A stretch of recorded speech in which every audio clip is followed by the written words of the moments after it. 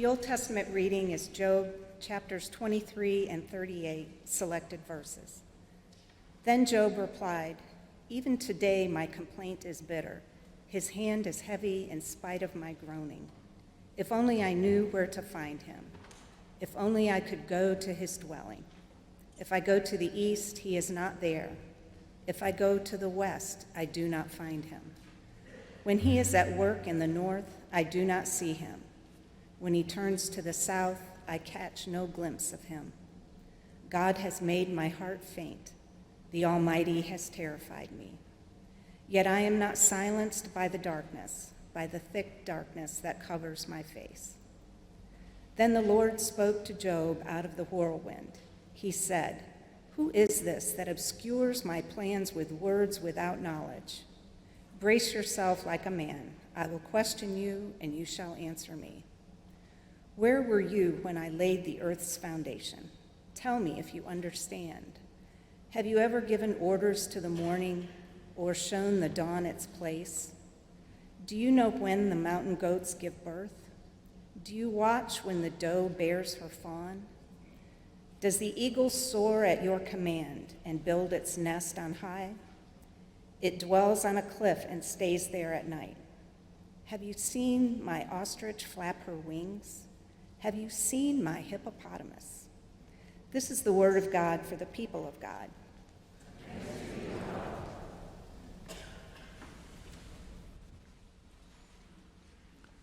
Of all of God's lines in the Bible, I think that's my favorite. When God says, "Have you seen my hippopotamus?" I'm proud of that thing. "Have you seen my ostrich?" It's in the context, that Job has been for 37 chapters. Who knows how long that was in real time? Years? Who knows? For 37 chapters, if you read it again, Job has been crying out to God, trying to get some kind of answer, and it's just greeted with radio silence. And then finally God speaks, and God says, "Who is this?" The Bible doesn't give us tone of voice. I think I, for years, assumed the tone of voice there was like the Wizard of Oz when Dorothy and her friends finally arrive. "Who is this?" is how I pictured it. But maybe that's incorrect. Maybe when God finally spoke to Job after the years of radio silence, it sounded more like a mother's gentle whisper. "Who is this? Were you there when I created everything? Could you make the sun rise?" God takes Job on a journey through all of creation. Like, what a way for God to break silence, to say, look at it all. And God's amazing. God talks about mountain crags and ocean depths. He talked about the eagle soaring, but God doesn't just talk about the photogenic things, right? God talks about all of it. I mean, the ostrich, that's a gangly, uncouth creature, not a beautiful bird at all. "Have you seen my ostrich? Have you seen my hippopotamus?" It's all God's. It's all God's. And we may even sometimes talk about man-made things. People say, "I like to be outside and see God in creation." But there's no such thing as man-made. We think there is, but there's not really. We could say this church is man-made, but that's false. Everything in here used to be something that God made out in nature. There's wood you're sitting on. What used to be a tree, the hymnals that you held, that used to be a tree. The glass is interesting. That looks man-made, but it's got silicates and selenium to give it color and so on. Steel, that's important in buildings. Steel, what is it? Carbon, iron. And so God created all of those minerals, and then people turn it into something, but the people aren't man-made either. God gave them the intelligence to figure it out, the resourcefulness to make something out of what God had made. The people themselves, all of us, we're God's. We're here because of God. There's nothing man-made. You never made anything. You were God's. God made you. It's all God's. It's all God's. The air that we're breathing as we talk about this. It's interesting what God's responding to. There are 37 chapters of it. We could pick any of them, but chapter 23 is as exemplary as anything else. What Job says is this about God: "If only I knew where to find him," right? If only I knew where to find God. I looked in the north, couldn't find him. I looked in the south. Where was God? I went to the east. Where was God? I looked to the west. Where was God? I know a few people who have never had this feeling in their life, but they are not many. Most people that I know have come to many points in their life where they said, where is God? Where would I find God? How do I find God? It'd be easy for me to say, well, you find God here. And I do think the best chance you had to find God is going to be in this place or in a place like it. That's our business, help people to find God. We can say if you read your Bible, you'll find God in there. We often say the point of mission work is to find God in the face of the poor, those who suffer. Where will we find God? Now, this is the Sunday that we're kicking off our building campaign, and I think my assignment from our leadership was something at which I have failed 3 times this morning. I'm about to fail again. I think I'm supposed to preach a real chipper sermon, and it's a cheerleading thing, and you come up after and say, how big of a check do you want me to write, sir? Man, we're jazzed up about this thing. That's not the sermon that I have today. Our building program, it's been cool, by the way. We've been talking to people for months in our quiet phase, and I've been really moved by people. There's a lot of momentum around this, a real sense that God's called us to this. It's neat. And I've seen people commit money to this that it's made them swallow hard. Like, can I do this? And they do it because it's for God. This isn't your country club assessment, right? Or your donation to the symphony so you can sit down front. This is for God. So we want to do something for God. And I could preach that sermon, but let me just say this. This is more important. Our mission here is not to build a building. We're going to build a building, but that's not our mission. The mission, it's good that buildings got built. Somebody built this building, gives us a base of operations where we can come and talk about this and then fulfill our mission. We're going to build another building. Be a base of operations where we come to fulfill our mission, but let's just be clear, our mission as a church is people. People in here and people out there. And this has been heavy in my heart this week. I was kind of rattled. I've been rattled all week. It's one of the reasons I can't do the chipper, cheerful sermon today. A week ago, within a 24-hour period, we had 2 deaths of people that I have loved, that we as a church have loved. The first, Lucy Doolan. If you did not know Lucy, you missed out. I'm sorry. Like, what a funny, quirky, talented, delightful person. Lucy was amazing. She rather famously didn't have a filter, said whatever popped into her head. And when I would serve communion, she'd come up here, she'd always say something. She'd say, like, you got a haircut this week. Or, you look handsome today.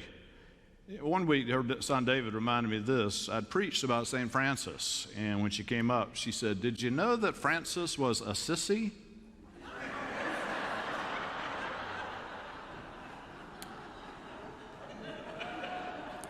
There's some of you thinking, I don't get it. Anyway, Lucy made it to 95, and people hear that and they misparse that. I remember when Lisa's grandmother died at 96. Somebody said to me, well, that's not so bad. She made it to 96. Well, we loved and adored her, and we miss her to this day. She was a huge fixture in our lives. We miss being able to tell her about things that are going on that we know she'd be interested in, to go when she holds court, all of that. So 95 is not enough years, really. And then within that same 24-hour period, there was very different death. Kobo Ishii. Kobo was 15, died suddenly, tragically. And if I tell you that, you don't have to know Kobo or his parents, and it scares the daylights out of you. I know this because you think, gosh, we're kind of vulnerable down here. Who knows what will happen? Things seem settled and everything's moving forward, but then someone 15 suddenly is gone. and all the other stuff, right? So it's interesting when this kind of thing happens, when there's a death, a sudden death or a 95-year-old death, people don't call up the symphony. They don't go to their alma mater. They come to the church. And they come to the church partly because, like, we do this, but also they come to the church because this is the place where all the time, even if you aren't dealing with anything like that, this is a place where we talk about stuff nobody else can talk about. We talk about meaning. We talk about purpose. We talk about why are we here? We talk about can you find the way to God? And we have a different message here. Our slogan for our campaign is hope is here. And that's not just a slogan, it's the truth. Hope is here. Where else are you going to find hope? Like, it's here. It is here. And here we have a very different message from the one that you find out in the world. And the message here always, it fits in the hour of death, but it fits every moment of your life when you walk around scared, anxious, getting fooled by the ideology of the world, whatever. And the message here is one of grace. The message here is one of mercy. Where else are you going to find that? You probably don't even find it in your own home. You may not get a lot of grace there. I recently finished a great novel by Richard Powers called Bewilderment. And this novel tells the story of an astrobiologist named Theo Byrne. And Dr. Byrne is raising his one son named Robin alone because his wife has died.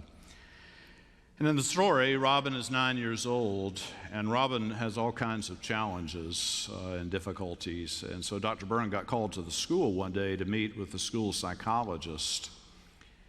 And the school psychologist said, "Your son Robin is on the spectrum." And this infuriated Dr. Byrne. He said, "Everybody's on the spectrum. That's what it is. It's a spectrum. And everybody's on it somewhere." There's something hopeful just in that, right? Everybody's on a spectrum. And then he says this that I love, after going to doctors and all kinds of things, trying to help his son. He says, "Watching medicine fail my child, I developed a crackpot theory. Life is something we need to stop correcting. Nobody's perfect," my wife liked to say, "but man, we all fall short so beautifully." That's like the gospel in a novel, and we miss it every time because we live in a world that's all about correcting. You're always out there correcting somebody. Work is about correcting things. You try to correct yourself. That's a fool's errand, isn't it? I think it's right. Grace, mercy says life is something we need to stop correcting. Nobody's perfect, but man, we fall short so beautifully. We fall short so beautifully. We condemn ourselves for falling short. We wonder why other people fall short. But if we could see that we fall short so beautifully, we're all like the ostrich. God doesn't say, "Oh, ostrich." God says, "Have you seen my ostrich?" Oh, wow, that's a cool word. "Have you seen my hippopotamus?"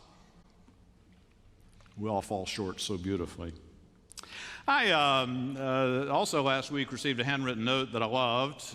It was from one of our new moms in the church. You know, back in the day, pre-COVID, when families would have a baby, we would deliver a little care package. People seemed to like that. COVID hit, we weren't sure what to do. So somebody got the idea, we tried this a few times, to mail people a copy of my book that is called Birth. That's exactly what young parents who aren't getting any sleep need, right? Is a book. So we sent the book, and people don't have time to read the book. They got a baby in the house. Well, the mom that wrote me, this is so interesting, she wrote me a note to thank me for it, and then she said, "I hadn't had time to read it yet," which is I understand. She said, but I flipped through it, and in flipping through it, I noticed a subheading that said grading and grace. Now, this is an interesting section of my book, I should say, in that we spend all our lives grading and being graded, and it actually starts at birth. You know, right after you're born, within about 2 minutes, you get graded. It's the APGAR score. Like, let the child just be a child. Let the child just be a miracle for a few minutes, but nope, right off the bat, we got a scale 1 to 10, 7. Parents are crushed. My child's a 10. So it starts really young. That's what my section is about, but she had not read it. Here's what she wrote in her note that I love. So while I haven't read your book yet, there's one thing I do know about parenting. We are constantly being or feeling like we're being graded. How are we doing? How are the kids doing, etc. The one thing we constantly need is grace from one another, from ourselves, and from God. I heard about a guy the other day. People said he never saw fault in other people. He loved everyone, but I know him well, and I said, there's an exception to that. That is, he does not know how to look at himself and not find faults. Cannot see the beauty. Grace. You see, what Job wants from God, Job's been railing at God for 37 chapters, and who knows how long that is. Job, he doesn't want answers. Job doesn't even want a fix. What Job wants is for God just to be there with him. He wants God to be. He just needs God to be present. I mean, that's what the grace is, right? We're not alone down here. That's why when I say to you that a 15-year-old dies or whatever, it scares you, because we have a terror, don't we, all of us, of being alone. I don't want to die alone. I don't want to be alone. You can be in a crowded party and feel very alone. Job doesn't want to be alone. He wants God to be here. To me, this is the whole point of church. We build a church building. It's going to be a great church building. It's going to function really well. It's going to be architecturally pleasing. It's going to be, this is amazing. Like for years to get over to that old awful, what used to be the youth building, you had to like go outside. Now you can walk through the building. We won't know how to act. Like, oh, you walk through the building to get to the rest of the building. It'll be amazing. It'll be a really functional building, but to me, what a building like that is about is we'll tear this one down and we'll start construction, and you know what will happen? People will be driving by, and a lot of them do out here. They will look at that building going up and they'll say, wow, there must be a God. There must be some people who care about God. There must be a church that's vital. They're doing this. There must be hope. There must be a God. You're not alone. Ordered a book that hasn't come in yet. It's a book about medieval cathedrals, which is one of my lifelong obsessions. I used to read about them and get to visit them before COVID. Hope to get back one of these days. This book, it has records of what the people who designed the cathedrals, what they wrote, what they were thinking about, and the focus here is that cathedrals were designed to be a compass. In the ancient world, which way is north? Well, you look at the church. Oh, that way's north. Which way is east? You look at the church. Oh, that way's east. It's a compass. It's a compass. Let me close with this. You have the movie 4 Weddings and a Funeral.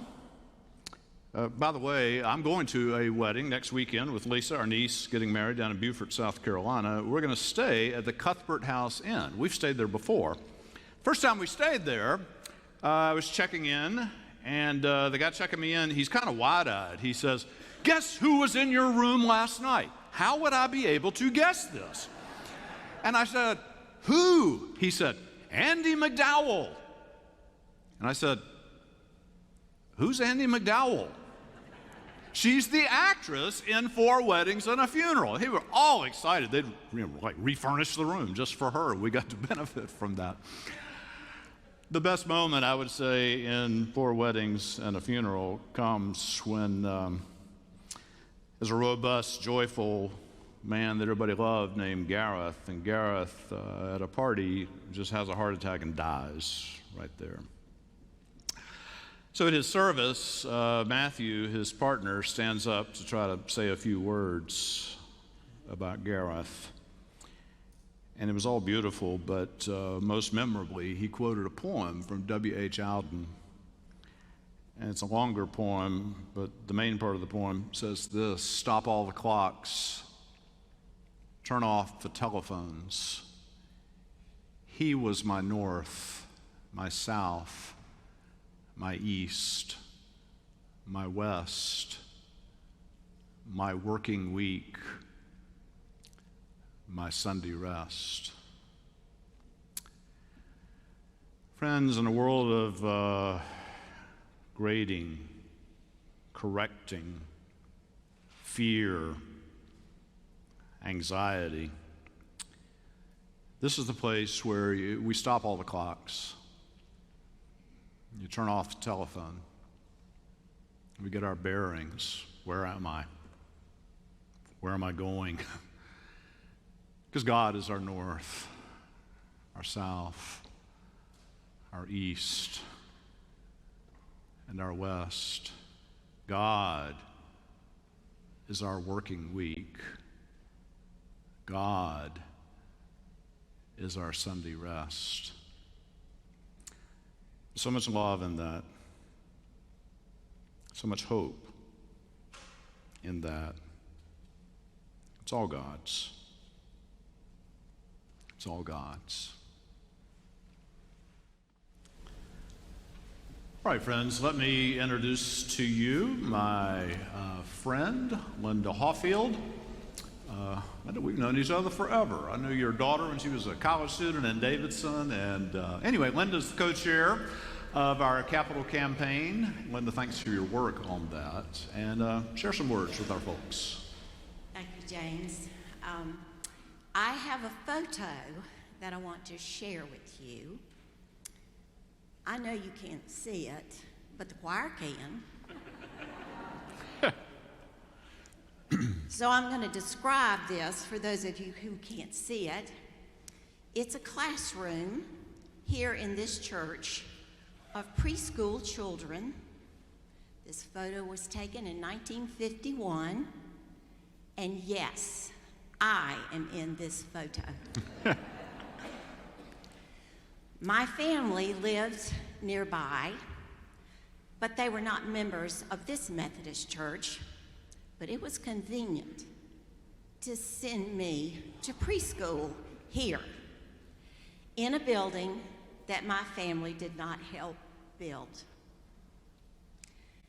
When my husband was 8 years old, he joined Cub Scouts here in Troop 3. He lived in the neighborhood. They were members of a different Methodist church, but he benefited from a building that was built by someone else. He remembers when he became a Boy Scout that he played in the gymnasium in the youth building that was new. That tells you how old we are. We've been members of this church for over 40 years. And we've had weddings and baptisms here in this beautiful sanctuary that was built by those who came before us. Well, today we have an opportunity to participate in building for our family and for future generations. We are excited to support this campaign because of the mission component that addresses the lack of affordable housing in Charlotte. We're going to be partnering with 2 other organizations to build 39 homes with Habitat and provide studio housing at Caldwell Presbyterian Church. And we've already committed $2 million right off the top of our campaign to both of these outreach opportunities. I'm also excited about the mission that is going to be encompassed in our church, within the walls of our new building. And it is also going to be the center for us to create new opportunities to provide volunteer services and mission opportunities outside the walls of our church. So I ask you to do the same thing that Ben and I did, which is to think about what this church has meant to you, to pray about it, and think about how much you have gained and grown as a result of being a member here. And then make a pledge to support this church and this campaign. Because if we partner together, we will have significant impact and create a good blessing for our community. Because hope is here. Now, Linda, you remember what you said to me when I asked you if you would co-chair this campaign? I do remember that very well. Yeah. And I cannot trust you.